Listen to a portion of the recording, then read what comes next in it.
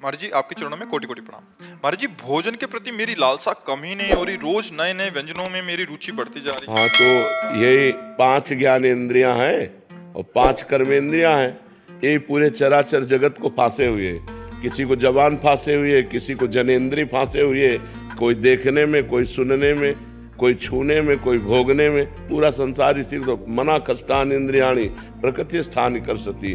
5 ज्ञानेंद्रियां और एक मन प्रकृति में सदैव लगाए हुए जीव की दुर्गति करता है। वही कोई बलवान है जो भगवान के नाम जप के प्रभाव से, शास्त्रों का स्वाध्याय करके, साधना के प्रभाव से अपनी 5 ज्ञानेंद्रियों को इन भोगों से हटा के भगवान में लगा दे। भगवान में लगाने से आत्यंतिक सुख की प्राप्ति होती है, जहाँ दुख का निमेष मात्र नहीं है। आपकी खड़े खड़े खाल उतरवा दी जाए तो भी आप डिग नहीं सकते। वो आत्यंतिक सुख होता है जो भगवान से प्राप्त होता है, वो आत्यंतिक सुख प्राप्त होता है। ठाकुर हरिदास जी को 22 बाजारों में मार बेतो मार कोड़ो उनके, लेकिन हरि बोल हरि बोल। भगवान से जो आनंद प्राप्त होता है वो आत्यंतिक सुख प्राप्त होता है, वो कहीं नहीं प्राप्त होता है। वो स्वामी तुलसीदास जी कह रहे हैं, जाकी कृपा लवलेश ते मतिमंद तुलसी दास हो, पायो परम विश्राम राम समान प्रभु नाहि कहूँ। ये मलमूत्रों के द्वारों में सुख है, यहाँ से खा लो, इतने भर के जाने की बात है। यहाँ से गया क्या था कोई मतलब नहीं है।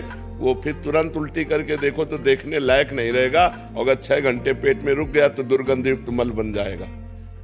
तो हमको उतना ही खाना है जितने से पेट पल जाए, और सात्विक भोजन करने। जबान के स्वाद के लिए खाओगे फंस जाओगे। जबान के स्वाद में, नाना प्रकार के इंद्रियों के विलास में पूरा जगत फंसा हुआ है। अगर भगत भी इसी में फंसा है तो किस बात का भगत है। इसलिए थोड़ा सावधानी तो रखने की जरूरत है। ठाकुर जी को उत्तम उत्तम भोग लगाओ, अच्छे अच्छे पदार्थ बांट दो, रूखा सूखा खा के शरीर से खूब भजन करो, मेहनत करो, धर्म पूर्वक कमाओ, परिवार का पोषण करो, भगवान को प्राप्त हो जाओ।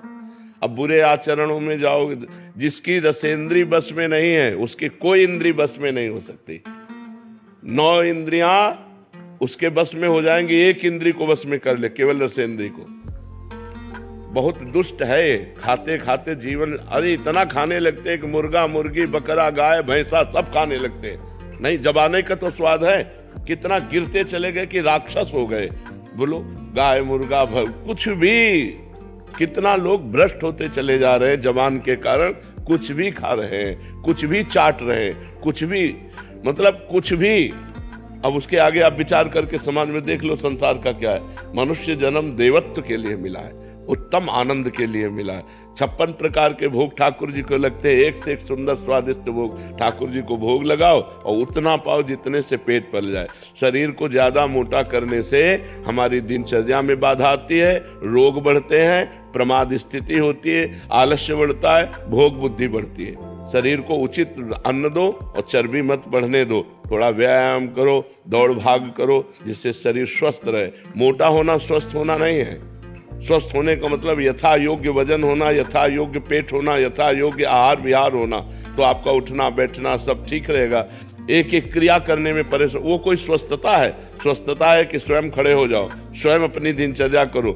जब तक वृद्धावस्था ना आवे तब तक तुम्हारी कोई सेवा न करने पावे, ऐसे अपने शरीर को स्वस्थ रखो, तब तो खान पान उचित रहा। अब अच्छी चीज मिली, दवा खा ली, वो चर्बी बढ़ा रही, तो वो किसी काम का नहीं। महाराज जी जैसे आपने बोला कि कुछ भी, तो महाराज जी देखा जाता है ये महाराज जी हृदय की मलिनता है क्या?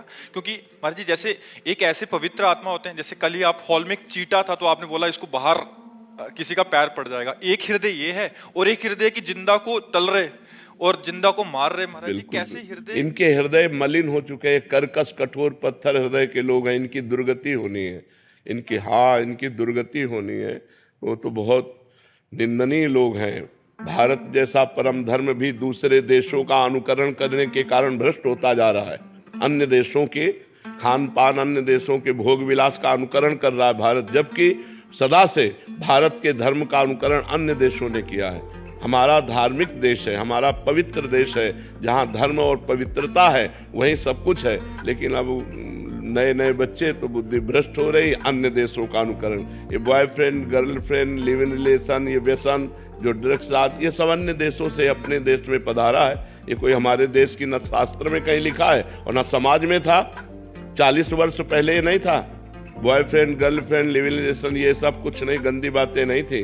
जवान जवान बच्चे बच्चियां एक साथ पढ़ते थे, कभी कोई गंदी हरकत नहीं थी, जानते ही नहीं थे। अब मोबाइल आ गया, एक छोटे बच्चे से पूरी थ्योरिकल गाथा सुन लो, उससे संसार की पूरी गाथा उसको आती है, पूरा उसको पता है, क्योंकि मोबाइल उसके हाथ में है, जानकारी सब कुछ है। निर्मला यादव जी दिल्ली से। राधे राधे महाराज जी।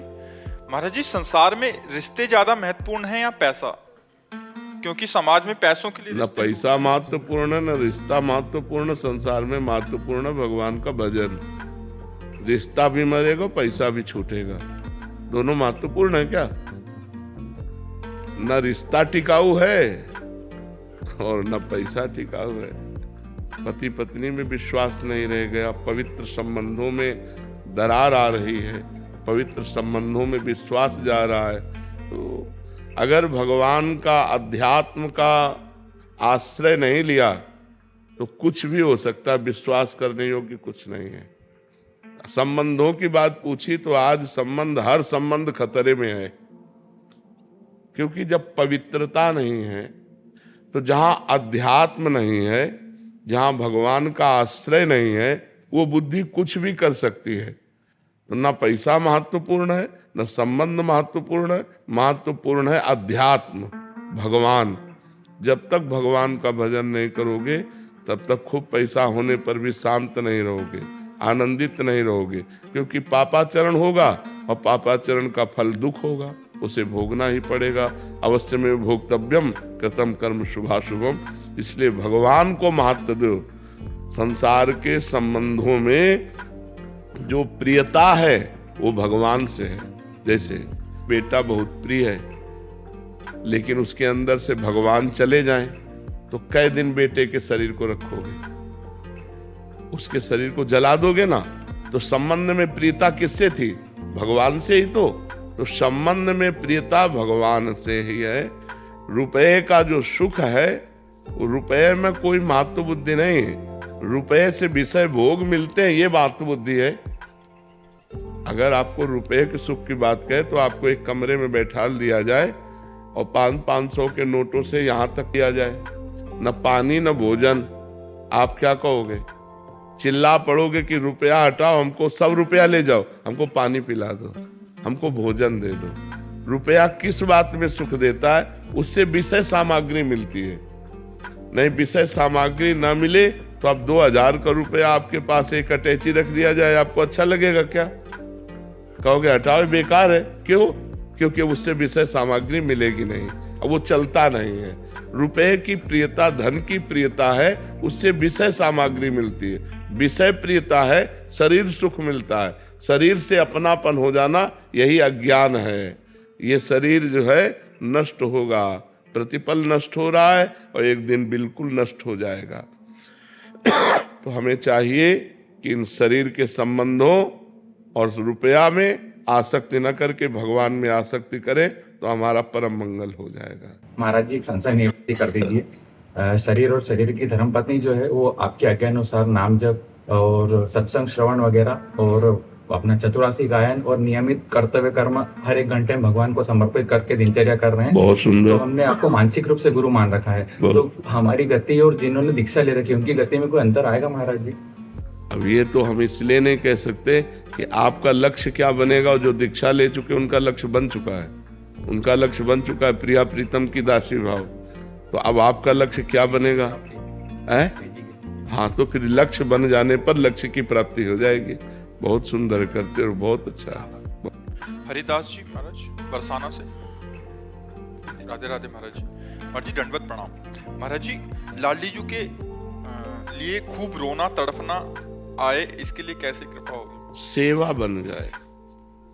लाडली जी की सेवा में अगर हमें कहीं सौभाग्य मिले या घर में सेवा विराजमान करे, सेवा से जो प्रीति होती है और प्रीति से रोना आता है, तड़पना आता है, तो अगर हम श्री जी की श्रीअंग सेवा प्रकट, श्री विग्रह सेवा प्राप्त कर ले, और वो भी निष्ठा पूर्वक, जैसे जयमल जी निष्ठा पूर्वक ठाकुर सेवा करते थे, सेवा में विघ्न न पड़ जाए, इसलिए उन्होंने नियम लागू कर दिया था कि 10 घड़ी जिस समय में सेवा में जाऊंगा, अगर उस समय किसी ने किसी भी तरह की सूचना दी तो उसे जान से मार दिया जाएगा।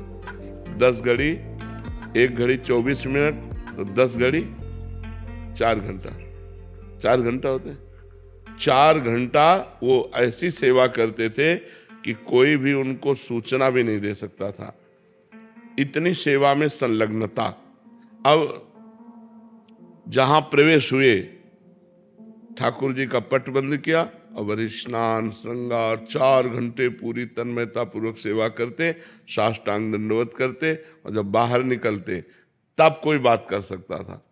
ये माडोर एक राजा, माडोर का राजा था, उनका भाई था, उसके मन में आया कि 4 घंटे कोई सूचना दे नहीं सकता और 4 घंटे में हम विजय प्राप्त कर लेते हैं। तो उसने आसो पास जो है जयमल जी की राजधानी को घेर लिया। अब जब ये सूचना पहुंची तो अब किसी की हिम्मत नहीं कि सेवा में वो हैं और जाए, क्योंकि मार डाला जाएगा। तो सबने कि युद्ध करने में तो हम समर्थ है, पर बिना राज आज्ञा के युद्ध कैसे प्रारंभ हो। और जयमल जी का नियम था 4 घंटे कोई सूचना नहीं दे सकता, नहीं तो मारा जाएगा। तो ये हुआ, राजमाता से प्रार्थना की कि आपको नहीं मारेंगे, जो जयमल जी की माँ थी, आप जाके केवल आज्ञा भर ले आओ। तो वो गई और उन्होंने कहा शत्रु पक्ष ने चारों तरफ से राजधानी को घेर लिया है, आप आज्ञा दीजिए क्या किया जाए। तो उनका राम जो करेंगे वो सब भली होगी। पीछे मुड़कर नहीं देखा, सेवा नहीं रोकी और कहा जो राम करेंगे वो भली ही होगी, भगवान जो करेंगे वो भली ही होगी, जाओ। वो वापस चली गई, तो आज्ञा तो हुई नहीं। तो भगवान ने जब देखा कि मेरे आश्रित इतना मेरी सेवा में संलग्नता, तो स्वयं भगवान राजपूत सिपाही का वेश धर करके जयमल जी के घोड़े पर चढ़े और जाकर के युद्ध किया, सबको मूर्छित कर दिया, घायल कर दिया, मारा एक को भी नहीं, सब मूर्छित हो गए बाणों की वर्षा से, सब। अब जयमल जी जब 4 घंटा अपनी सेवा करके निकले, तब उन्होंने कहा हमारा घोड़ा लाओ, मैं अभी शत्रु पक्ष को उत्तर देता हूं। तो घोड़ा हाँफ रहा था और पसीना से लथपथ था। तो उनका ऐसा लग रहा है ये तो बहुत युद्ध करके आ रहा है, ये घोड़ा हाँफ क्यों रहा है हमारा। किसी ने कहा इसका तो कोई पता नहीं, पसीना पसीना घोड़ा। तो दूसरा घोड़ा, राज घोड़े तो बहुत होते हैं, दूसरा घोड़ा मंगाया, और जब वहां गए तो सब मूर्छित पड़े। तो जो शत्रु पक्ष का राजा था उसको चेतना दिला, जो ही चेतना दिलाई, सो जयमल जी के हाथ जोड़ के कहा मुझे एक बार उस सैनिक के दर्शन करा दो, जो आपका एक सिपाही आया इतना बलवान कि सबको मूर्छित कर गया, मारा किसी को नहीं, और हमको तो बाणों से भी घायल किया और अपने नेत्रों से भी घायल किया। एक बार हमको अपने सिपाही के, श्याम सिपाही के दर्शन करा दो, वो जो श्याम रंग का था। तो जयमल जी ने कहा श्याम रंग का सिपाही। तो उनकी समझ में आया वो तो मेरे भगवान थे जिनकी मैं सेवा में था। लौट के आए, घोड़े की परिक्रमा की, आरती उतारी कि भैया मेरे को तो आज तक दर्शन नहीं हुए, लेकिन तेरे को दर्शन भी हो गए और तेरे को स्पर्श भी प्राप्त हो गया। बार बार घोड़े का आलिंगन किया, घोड़े की आरती उतारी, घोड़े की दंडवत की। तो जब हम भगवान की सेवा में इस तरह तन्मय होते हैं कि हमें कुछ भी हो जाए, हम सेवा से नहीं निकल सकते, तब हमें प्रीति हो जाती है और फिर भगवान बाहर ले लेते हैं। अभी मान लो अगर निष्ठा ना होती तो सूचना हो मिलते कि शत्रु पक्ष ने घेर लिया है, तो सेवा छोड़कर युद्ध के लिए, तो फिर यह घटना थोड़ी घटती। इतनी सेवा में तन्मयता हो कि किसी भी तरह से हम सेवा में विक्षेप न सहे, और लाडली जी से हम तो प्रीति हो जाएगी। फिर जिससे प्रीति हो जाती है उससे प्रगट में मिलने का मन होता है कि एक बार प्रगट में मिले, फिर तड़पना, रोना, सिसकना, यही उसको जीने का रास्ता मिलता है। जो भगवत प्रेमी होता है वो तड़पना, सिसकना, रोना, या तो हम सेवा पर विशेष ध्यान दें। हमारी श्री जी राई की सेवा को मेरु के समान समझती हैं, तो फूल सेवा, श्रृंगार सेवा, पोछा सेवा, सोहनी सेवा। जैसे आप बरसाना में विराजते हैं तो लाडली जी के महल में कुछ न कुछ सेवा लिए, प्रगट में श्री ठाकुर जी विराज, घर पे विराज, हाँ, तो फिर उनकी सेवा करो खूब। सेवा में, सेवा से ही प्रीति होती है और प्रीति में ही तड़पना रोना होता है। सेवा पहले श्री जी लाडली जी का अनुभव होते थे, अब कुछ दिनों से अनुभव हमारे होता है। तो देखो, खान पान तो नहीं बिगड़ गया, कोई रसिकों का अपराध मानसिक तो नहीं बन गया, नहीं तो ये तो प्रतिक्षण वर्धमानम, प्रतिक्षण वर्धमान माने बढ़ना चाहिए। एक रुक क्यों गया, घट क्यों गया? तो दो ही कारण होते हैं। एकदम रुक जाना तो किसी रसिक के प्रति हे भाव भी हो गया तो रुक जाएगा। जैसे हरिराम व्यास जी के हृदय में एक बार कबीर दास जी के प्रति भाव आया कि तो निर्गुणिया संत हैं, निर्गुण निराकार भगवान की उपासना करते हैं, ये निकुंज प्रेम रस ऐसा।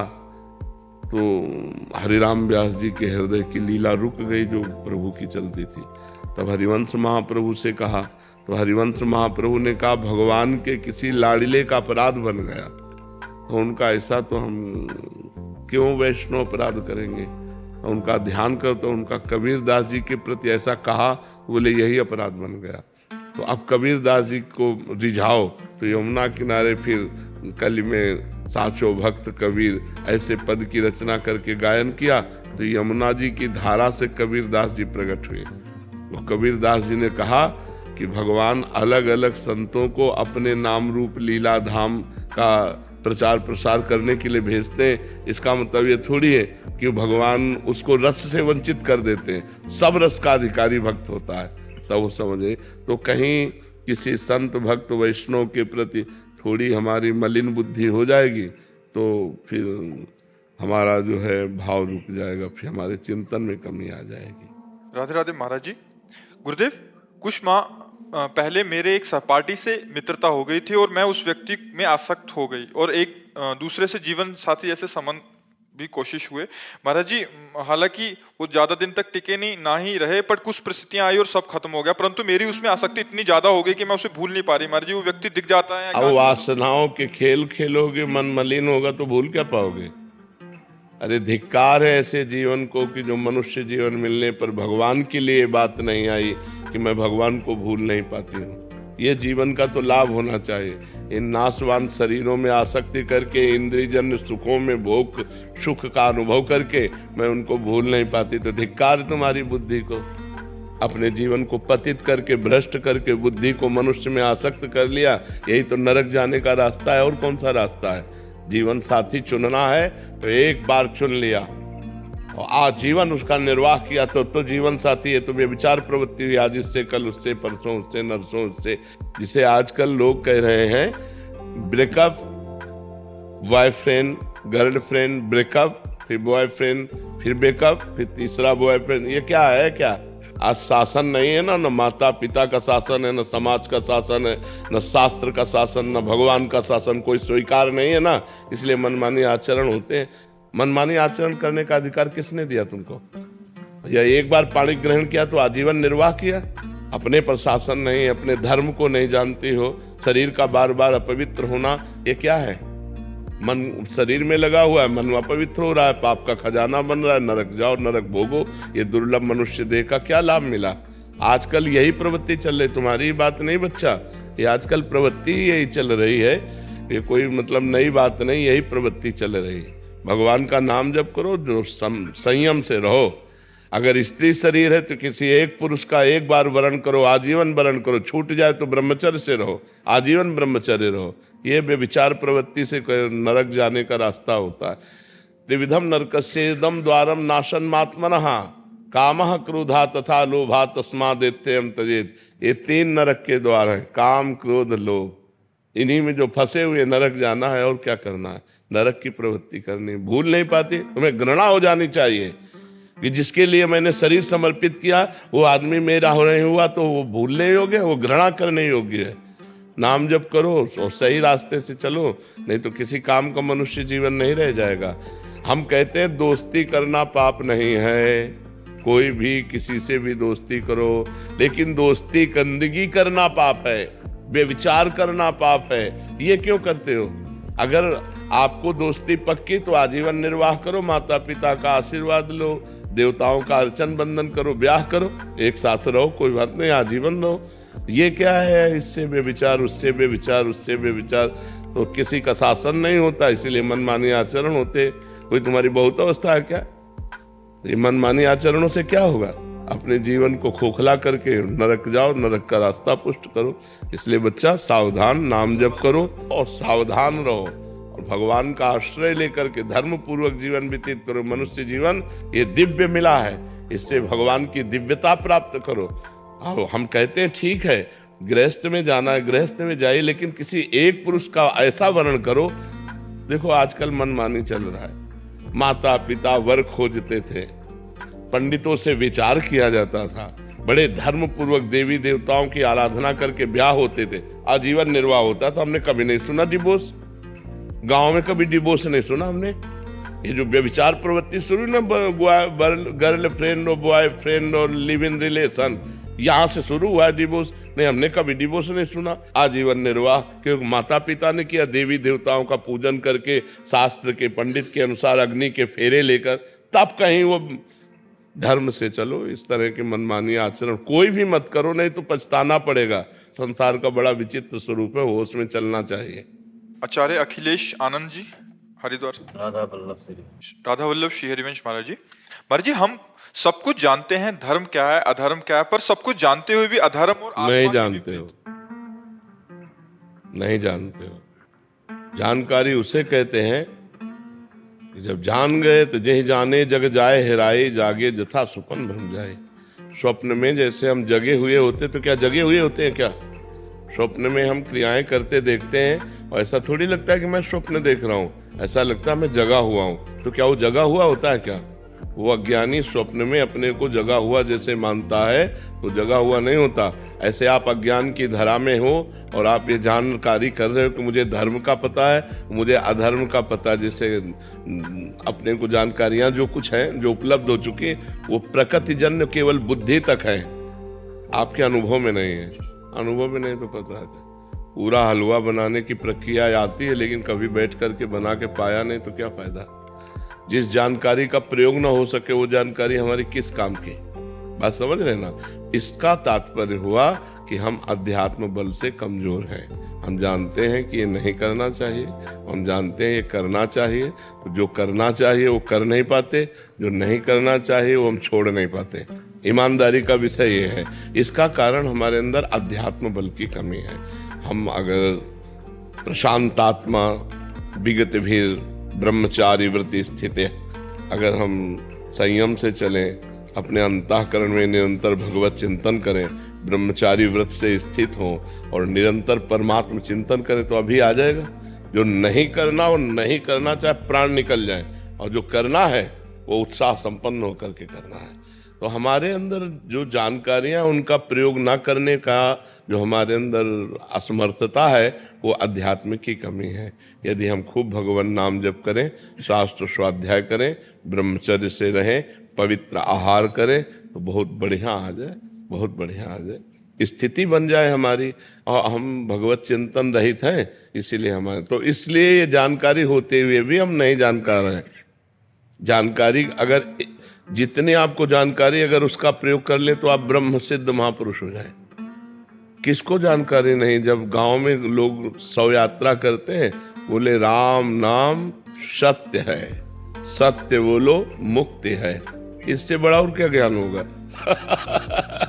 इस ज्ञान से बड़ा और क्या ज्ञान होगा कि पूरे त्रिभुवन में अगर सत्य है तो भगवान का नाम सत्य है, और भगवान का नाम बोलो तो मुक्ति है। लेकिन वो बीड़ी पीते हुए लौटते हैं, उनको कोई मतलब नहीं कि क्या गा रहे। वो समझते हैं मरने वाले के साथ ये गाया जाता है, बस वो गीत गाते हैं, वो उसका भाव तो समझते नहीं है। इसलिए हमें सबको जानकारी है, अपने कल्याण भर के लिए सबको जानकारी है।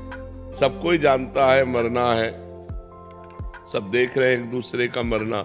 सबको पता है यहाँ सब नाशवान है, सबको पता है यहाँ से कोई कुछ लेके नहीं जाता। बस इतनी जानकारी काफी है। अगर हम परमार्थ में चल दें और इतनी जानकारी हमारी पक्की रहे तो हम तो महात्मा बन जाए। लेकिन ये जानकारी ना जानकारी के अंतर्गत ही है।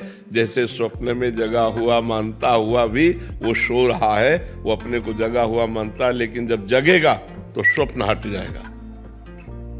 जगने की पहचान है स्वप्न हट जाएगा। तो सच्ची जानकारी का मतलब है, धर्म की जानकारी का मतलब है, जेहि जाने जग जाए हेराई, जागे जथा स्वपन भ्रम जाई।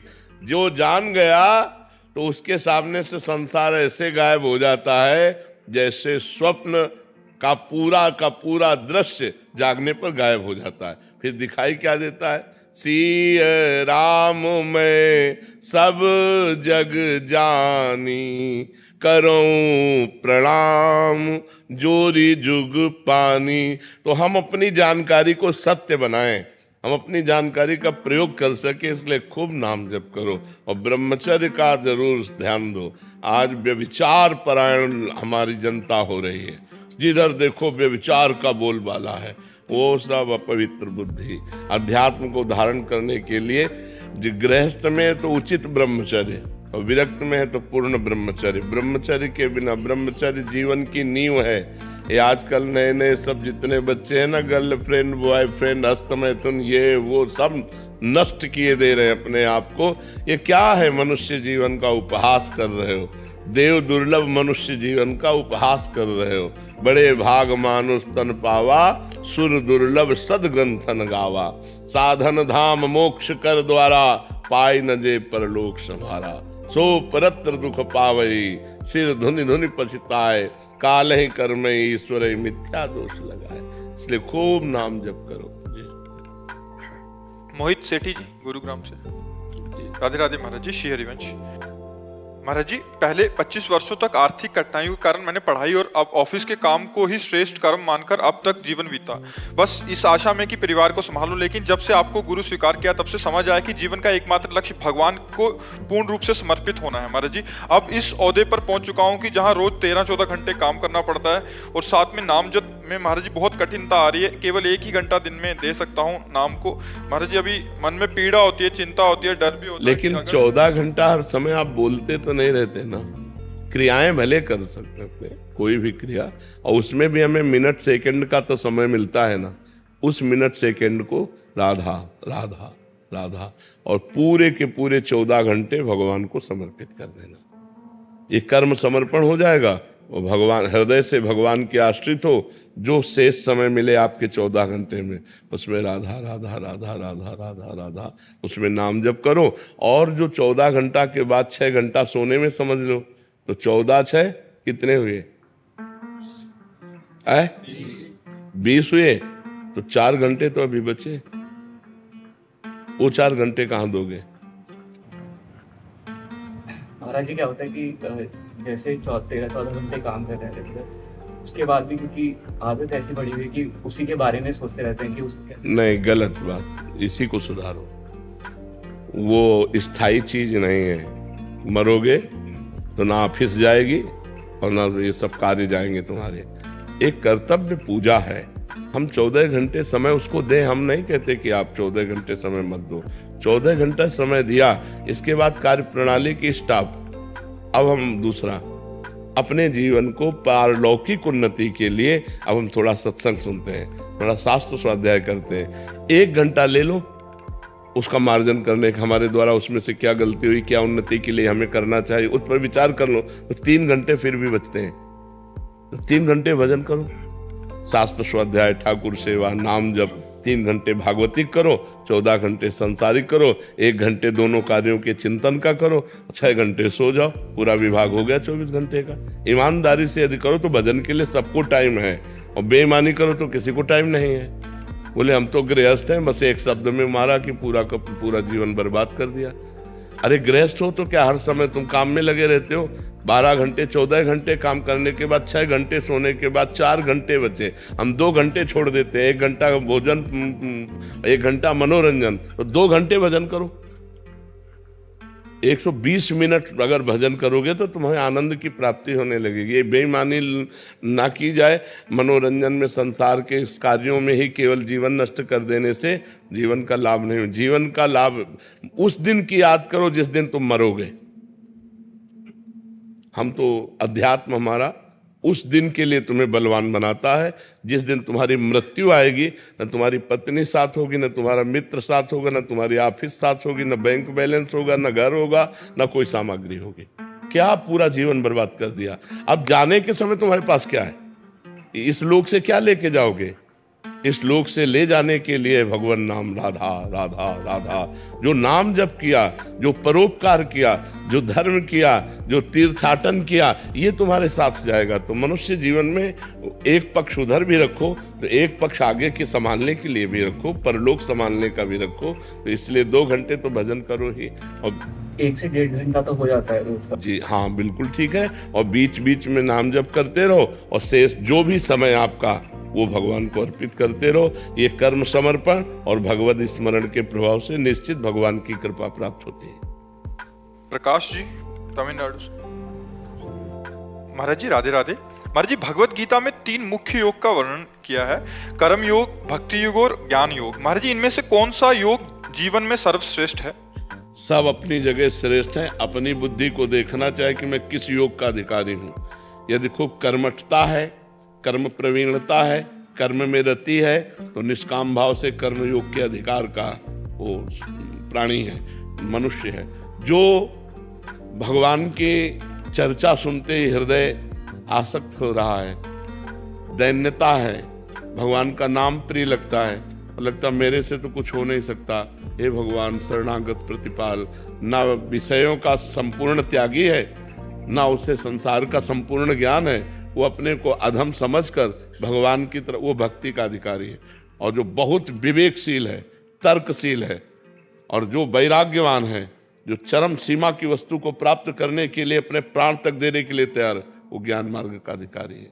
वैराग्यवान, विवेकशील, तर्कशील, बुद्धि प्रधान ज्ञान मार्ग, भाव प्रधान दैन्य भाव, शरणागति का भाव, अपने में असमर्थता भक्ति भाव, कर्मठ प्रवीणता, कर्म प्रवीणता, कर्मठता, ये कर्मयोग। तो अपने को देखना चाहिए कि अपना भाव किधर है, कर्म प्रधान है या भाव प्रधान है या ज्ञान प्रधान है। जिधर हो उधर मार्ग भगवान ने इसीलिए अलग अलग, सबको एक मार्ग में नहीं चलाया जा सकता, और सबका फल एक ही है।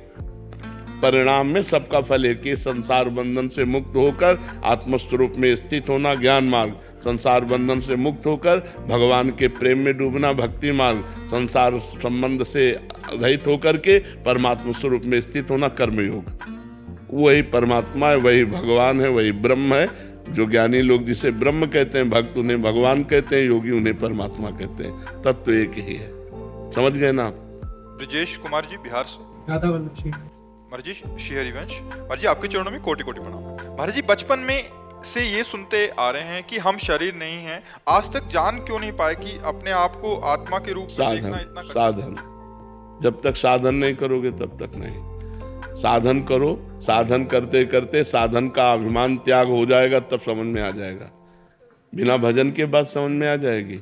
आपने पकड़ा है तो आपको ही छोड़ना पड़ेगा। जब आपको ज्ञान होगा तभी तो आप छोड़ सकते हैं। संसार ने आपको पकड़ा है क्या? नहीं। वस्तु, व्यक्ति, स्थान, संसार का स्वरूप ये जड़ है। आप चैतन्य अविनाशी सच्चिदानंद भगवान के अंश हैं, तो जड़ चैतन्य की गांठ कभी पड़ ही नहीं सकती। लेकिन आपका संबंध न संसार से था, न है, न रहेगा, पर आपने पकड़ रखा है। संसार ने आपको नहीं पकड़ रखा है। तो आपको जब तक ज्ञान नहीं होगा तब तक आप संसार का राग नहीं त्यागेंगे। हम पकड़े तो हम ही को छोड़ना पड़ेगा। जबरदस्ती कोई कितना भी करे थोड़ी छूट जाएगा। बंदे कीर मरकट की नाई, तो हम ही ने पकड़ा है। अब ये हमको ज्ञान हो आंतरिक, बाह्य ज्ञान से ये नहीं होता। ये बाह्य ज्ञान से नहीं छूटने वाला कि हम आत्मा हैं, हम शरीर नहीं हैं, ऐसा कहते हुए भी भोगों में जाओगे जब तक भजन नहीं होगा। बारी मथे घृत होए बरु, सिकता ते बरु तेल, और बिनु हरि भजन न भवतरी, या सिद्धांत। डट के भजन करो, अभी ज्ञान प्रकट हो जाएगा। पवित्र आचरण करो, पवित्र भोजन, शास्त्र स्वाध्याय, संयम से रहो, और फिर अपने आप सतमार्ग में बढ़ेगी बुद्धि। और जैसे जैसे बुद्धि बढ़ेगी तो आपको दिखने लगेगा कि ये संसार मेरा नहीं। अच्छा, किसका हुआ है संसार?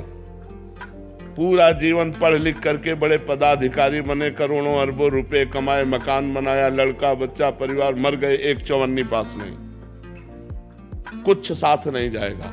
तो पूरा जीवन बेकार हो गया ना। अब अगले जब योनि में जाओगे तो इनकी याद रहेगी क्या? जैसे पिछले योनि में हमारा पूरा परिवार सब कुछ था, अब याद है क्या?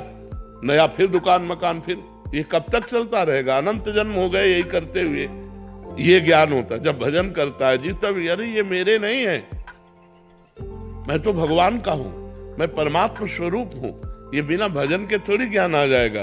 पूरा जीवन बर्बाद कर रहे लोग, खूब पूरा जीवन पढ़ाई में लगा दिया, खूब कमाई में लगा दिया, बुढ़ापा आ गया, भोग भोग करके इंद्रियां शिथिल हो गई, मर गए, हाथ कुछ नहीं लगा। जब यहां से गए तो वही पाप की गठरी और पुण्य जो हाथ लगा, कुछ नहीं लगा। भजन तो किया नहीं।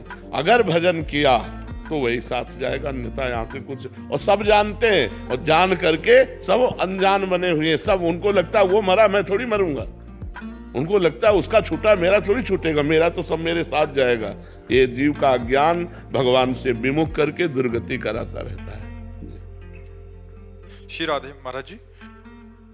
महाराज जी, ये आपका सत्संग सुनते हैं और एक दुख से बाहर निकले हैं उसी सत्संग। महाराज जी, इनकी 17 वर्षीय बेटी थी, 2.5 साल पहले अपने स्कूल के बच्चों की मारपीट की वीडियो अपने पिताजी के फोन से लेकर अपनी एक सहेली को भेज दी। उसके बाद वो वीडियो वायरल हो गई। इस कारण उसके पिताजी ने उसे डांटते हुए कुछ कड़वे वचन बोले।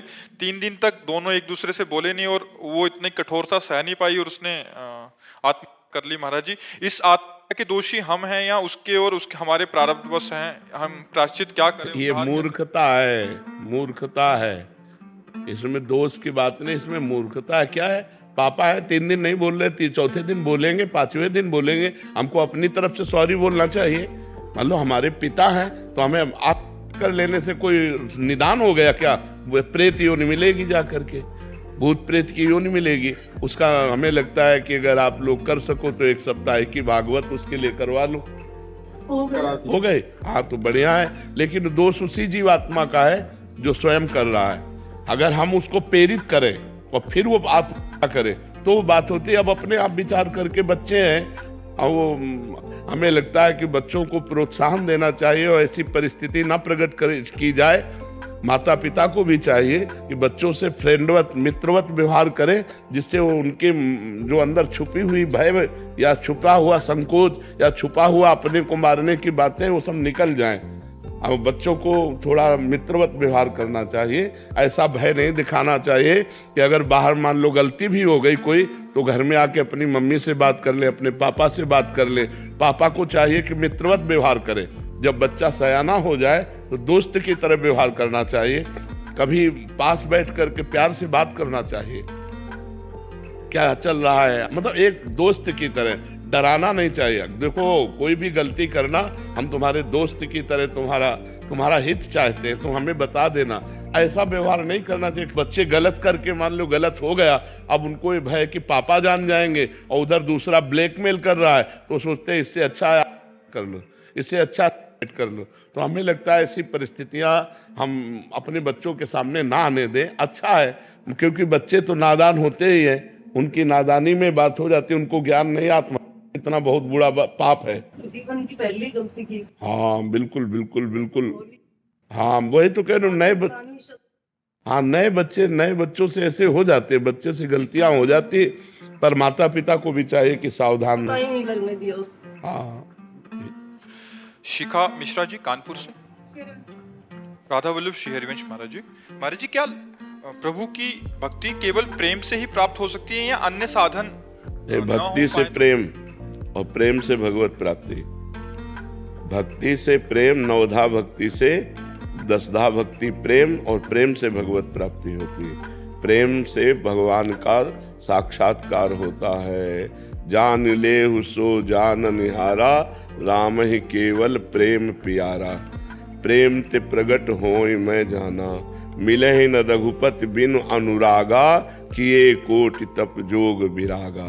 भगवान प्रेम से प्राप्त होते हैं। प्रेम 9 प्रकार की भक्ति करने से, श्रवणम, कीर्तनम, स्मरणम, विष्णुपाद सेवनम, अर्चनम, वंदनम, दास्यम, सख्य, आत्मनिवेदनम, इस तरह की 9धा भक्ति पूर्ण करने से भगवान से प्रेम हो जाता है और प्रेम से भगवान का साक्षात्कार होता है। अन्य साधन योग मार्ग, परमात्म बोध, समाधि, ज्ञान मार्ग, तत्व बोध, ब्रह्म प्राप्ति, अलग अलग मार्गों से अलग अलग अनुभव होता है। समझ पाए। और अन्य जो शुभ कर्म है वो पुण्य है, वो भगवत प्राप्ति कराने में समर्थ नहीं है। बहुत पुण्य हुआ तो स्वर्ग आदि लोगों के तुच्छ भोग भोगने को मिल सकते हैं, उनसे भगवत प्राप्ति नहीं होती। महामंडलेश्वर करणपुरी जी महाराज रोहतक से। महाराज जी राधे राधे।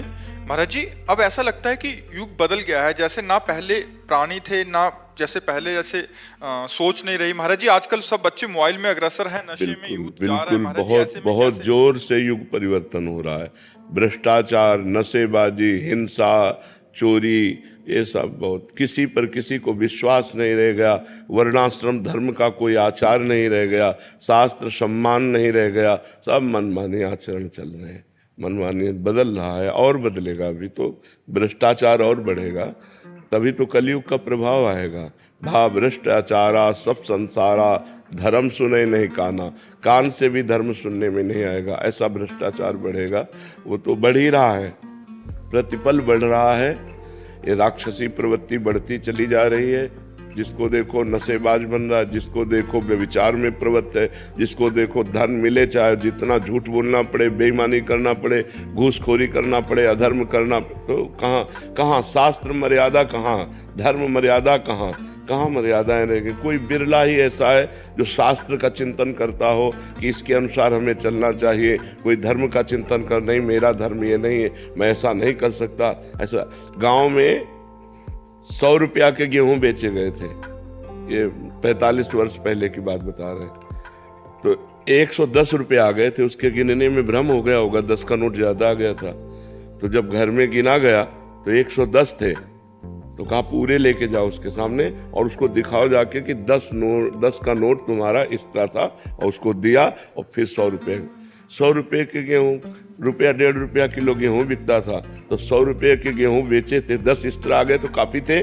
लेकिन ऐसा नहीं, तुरंत पैसे वापस किए। ये धर्म है कि नहीं, उसके 10 रुपये ज्यादा आ गए, हम 10 रुपये। और आज क्या होता, अरे वो अगर कहता भी कि हमें लगता है 10 रुपया ज्यादा आ गया क्या, तो बोले कैसे 100 रुपये दिए थे तुमने, वो झूठ बोल जाता। धर्म का साक्षी रख करके कहीं कोई अधर्म नहीं करता था। कहीं भूल चूक से कोई अधर्म हो जाए तो लोग उसको समाज में बैठाल करके उसकी निंदा करते थे, उसको प्रताड़ित करते थे। अब समाज ही निंदनीय हो गई है। बड़े बूढ़े 4 लोग बैठ के हुक्का पीते हैं, शराब पीते हैं, तो बच्चों के ऊपर आचरण क्या जाएगा। तो धर्म का, शास्त्र का आजकल सम्मान करने वाले बहुत कम रह गए।